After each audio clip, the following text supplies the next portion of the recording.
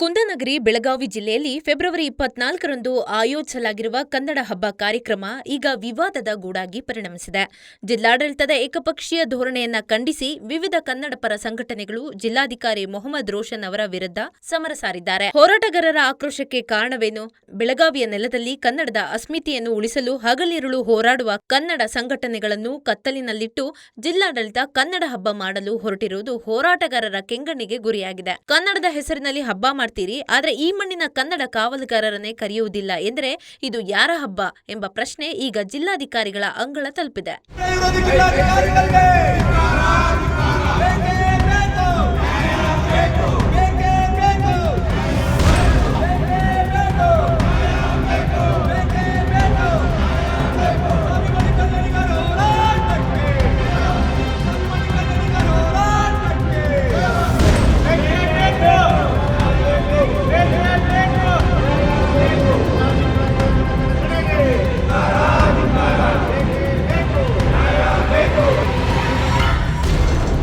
ಏನು ನಾಳೆ ಜಿಲ್ಲಾಧಿಕಾರಿಗಳು ತಮ್ಮ ಸರ್ವಾಧಿಕಾರಿ ಧೋರಣೆಯಿಂದ ಕನ್ನಡ ಸಂಘಟನೆಗಳನ್ನ ವಿಶ್ವಾಸಕ್ಕೆ ತೆಗೆದುಕೊಳ್ಳದೆ ಮಾಧ್ಯಮಕ್ಕೆ ಸುದ್ದಿಯನ್ನ ಮುಟ್ಟಿಸದೆ ಮತ್ತು ಏನು ಗಡಿ ಉಸ್ತುವಾರಿ ಸಚಿವರಾದಂತ ಎಸ್.ಕೆ. ಪಾಟೀಲ್ ಸಾಹೇಬ್ರನ್ನ ಈ ಕಾರ್ಯಕ್ರಮಕ್ಕೆ ಕರೆಸಬೇಕಾಗಿತ್ತು. ಅವ್ರಿಗೂ ಕೂಡ ಇಲ್ಲಿ ಕರೆಸ್ತಾ ಇಲ್ಲ. ಜಿಲ್ಲಾ ಉಸ್ತುವಾರಿ ಸಚಿವರನ್ನ ನಾವು ಅಲ್ಲಿ ಅವ್ರ ಕಚೇರಿಯನ್ನು ಸಂಪರ್ಕ ಮಾಡಿದಾಗ ಅವ್ರಿಗೂ ಕೂಡ ಈಗ ಆಮಂತ್ರಣ ಪತ್ರಿಕೆ ಹೋಗಿದೆ ಅಂತೇಳಿ ಸುದ್ದಿ ಬರ್ತಾ ಇದೆ. ಇದನ್ನೆಲ್ಲ ನೋಡಿದ್ರೆ ಜಿಲ್ಲಾಧಿಕಾರಿಗಳು ಸರ್ವಾಧಿಕಾರಿ ಧೋರಣೆಯನ್ನ ತೋರಿ ಏನು 70 ವರ್ಷಗಳಲ್ಲಿ ಪ್ರಥಮ ಬಾರಿಗೆ ಒಂದು 50 ಲಕ್ಷ ರೂಪಾಯಿಗಳ ಒಂದು ಕರ್ನಾಟಕ ರಾಜ್ಯೋತ್ಸವಕ್ಕೆ ಅನುದಾನ ಬಂದಿತ್ತು.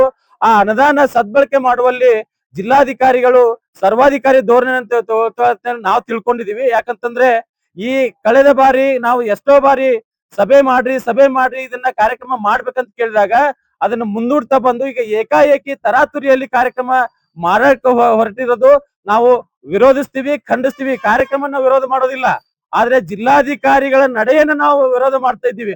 ಅವ್ರ ನಡೆಯನ್ನ ಖಂಡಿಸ್ತೀವಿ. ಅವ್ರ ಕಾರ್ಯಕ್ರಮ ಮಾಡ್ತಾರೆ ಮಾಡ್ಲಿ, ಆದ್ರೆ ಪ್ರತಿ ರಾಜ್ಯೋತ್ಸವಕ್ಕೆ ನಮಗೆ ದುಡ್ಡು ಬೇಕು ಅಂತೇಳಿ ಸರ್ಕಾರವನ್ನು ಒತ್ತಾಯ ಮಾಡಿದ್ದು ಕನ್ನಡ ಪರ ಸಂಘಟನೆಗಳು. ಎಲ್ಲಾ ಕನ್ನಡ ಪರ ಸಂಘಟನೆಗಳು ರಾಜ್ಯ ಸರ್ಕಾರವನ್ನು ಒತ್ತಾಯ ಮಾಡಿದೀವಿ. ಅದೇ ರೀತಿ ಮಾನ್ಯ ಅಶೋಕನ ಚಂದ್ರಗಿ ಅವ್ರ ನೇತೃತ್ವದಲ್ಲಿ 3-4 ಸಾರಿ ಬೆಂಗಳೂರಿಗೆ ಹೋಗಿ ಬಂದು ನಾವು ಮಾನ್ಯ ಎಸ್.ಕೆ. ಪಾಟೀಲ್ರನ್ನ ಒತ್ತಾಯ ಮಾಡಿದಾಗ ಮುಖ್ಯಮಂತ್ರಿಗಳನ್ನ ಭೇಟಿ ಮಾಡಿಸಿ ನಮಗೆ ಒಂದು ಭರವಸೆಯನ್ನು ಕೊಟ್ಟಿದ್ರು.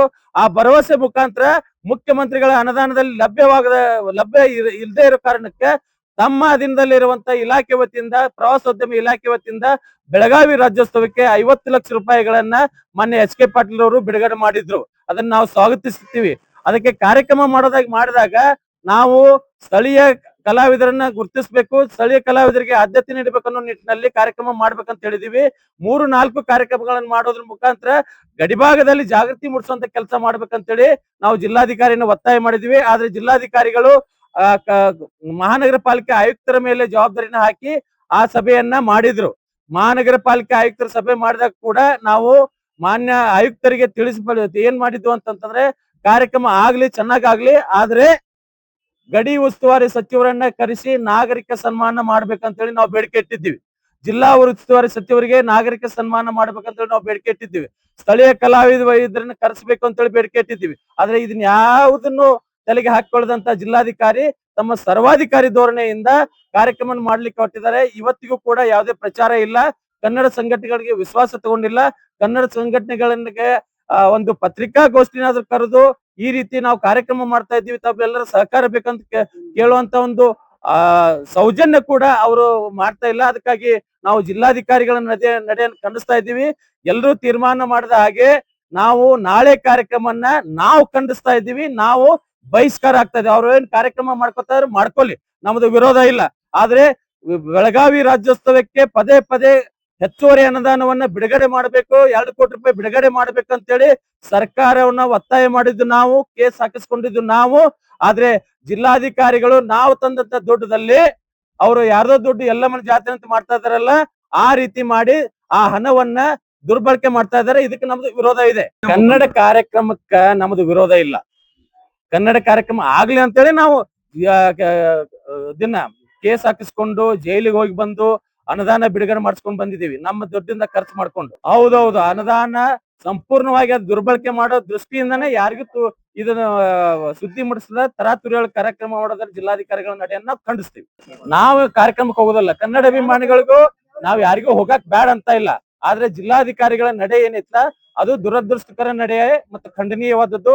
ಅದನ್ನ ನಾವು ವಿರೋಧ ಮಾಡ್ತೀವಿ.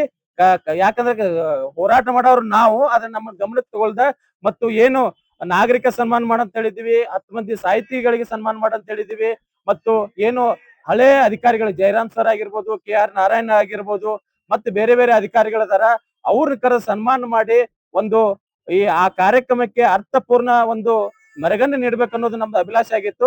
ಆ ಅಭಿಲಾಷೆಗೆ ಜಿಲ್ಲಾಧಿಕಾರಿಗಳು ತಣ್ಣೀರ್ ಹರಿಸಿದ್ರು. ಏನು ಸಂದೇಶ ಮನರಂಜನೆ ಕಾರ್ಯಕ್ರಮ ಅಂತ ತಿಳ್ಕೊಂಡಿದ್ದಾರೆ ಏನು ಅದೇ ಜಿಲ್ಲಾಧಿಕಾರಿಗಳು ಯಾರೋ ಒಬ್ರು ಸೆಲೆಬ್ರಿಟಿಗಳನ್ನ ಕರೆಸಿಬಿಟ್ಟು ಇಲ್ಲಿ ಕಾರ್ಯಕ್ರಮ ಮಾಡಿದ್ರೆ ಅದು ಕನ್ನಡ ಕಾರ್ಯಕ್ರಮ ತಿಳ್ಕೊಂಡಿದ್ದಾರೆ.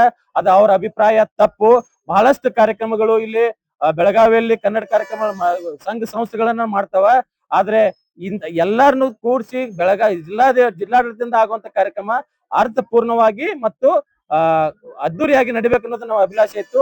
ಅದನ್ನ ಜಿಲ್ಲಾಧಿಕಾರಿಗಳು ಮಾಡ್ತಲ್ಲ, ಅದನ್ನ ನಮ್ದು ವಿರೋಧ.